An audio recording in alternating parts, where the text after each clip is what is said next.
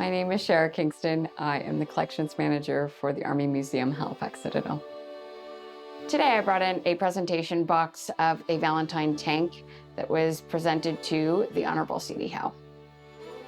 I really love the story of C.D. Howe.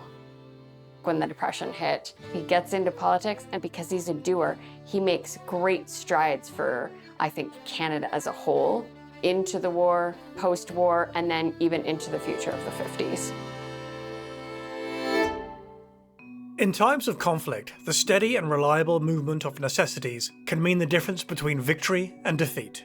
Throughout World War II, the responsibility fell to Canada's Department of Munitions and Supplies and its minister, Clarence Decatur, or C.D. Howe. Howe was an American immigrant whose entrepreneurial prowess captured the attention of Prime Minister Mackenzie King and, in 1936, led to a position in his cabinet.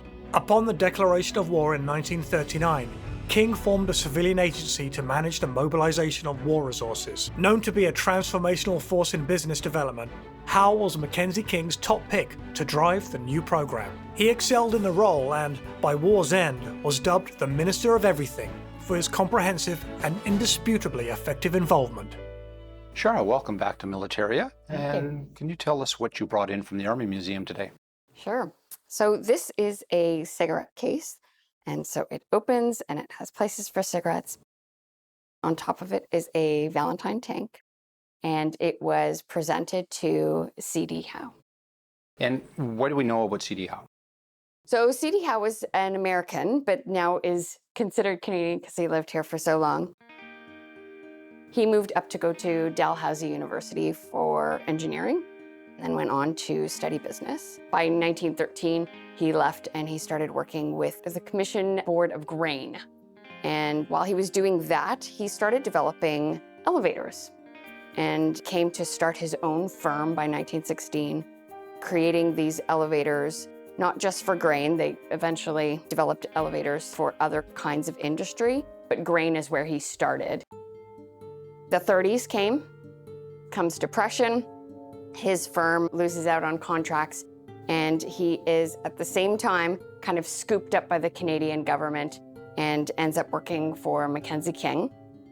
So then we move into the 40s, and he becomes the Minister for Supply and Munitions in the Second World War, which is how the tank comes into the story.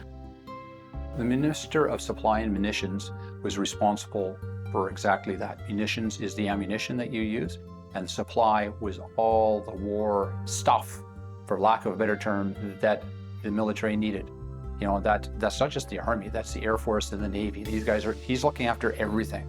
So, you know, that's shipbuilding, that's aircraft production, tanks, jeeps, trucks, rifles, all that stuff. This would have been a huge job for this man.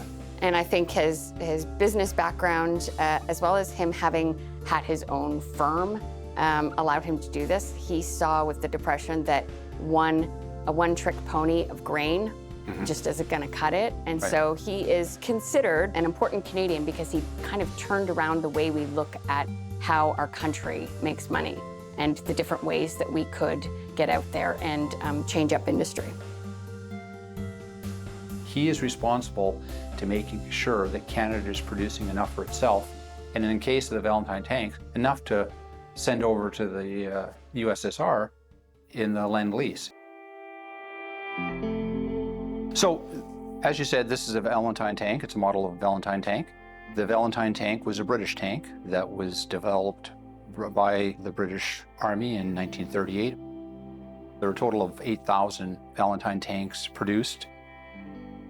The Canadian connection with this is that the contract was given to the CP Rails company, and these tanks were produced in the Angus rail yard in Montreal.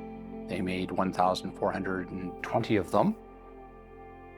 C.D. Howe is re-rolling different companies, right? So prime example is CP Rail. Well, we're not making locomotives and rail cars anymore, we're making tanks. So Shara, C.D. Howe wasn't just a one-trick pony with the Minister of Munitions. He had other important impacts on Canada, and I was wondering if you could touch on some of them. Sure. So while he was still with Mackenzie King right after the war, he was part of the department, a newly constructed department called Department of Reconstruction. So that would be kind of getting everyone back on their feet and kind of looking at the economy and how they could move forward. The war ends, Second World War ends. Canada is all ramped up. You know, we're producing food for the world. You know, a lot of food exports to England and that. And we are starting to become a bit of an industrial hub. So having the vision that, okay, we need a Trans-Canada pipeline. We need a national airline. Things like that, you know, this is what we need to keep on moving ahead as opposed to being stuck in the past. He was also said to have been part of the Trans-Canada pipeline, getting that up and running, as well as a forerunner in what is now Air Canada. It really sounds like he was quite a visionary and looking forward and seeing what Canada needs tomorrow, vice what Canada needs today. And again, with the being the Minister of Reconstruction, that would be quite important for him to do, since all these companies that were doing, I don't know, making lamps, were now making helmets. Well, they've got to get back to making lamps or making something else that Canada needs in 10 years and not necessarily what we needed 10 years ago. And resulted in the great boom of the 50s because people making a decent wage and the explosion of the population. And I think that, you know, people like C.D. Howe were quite instrumental in that happening and having that forethought. So Sharath, thank you so much for bringing this artifact in. I think it's a wonderful example of a tank. In the Army Museum, obviously we don't have tanks on the floor because we'll never get them in and they'll fall through the floor since we're on the second floor. This is the closest that we get. It's made by the company that made that tank, so the detail is great. I think it's a neat way to talk about tanks when we don't have any tanks. Yes, absolutely. Thank you.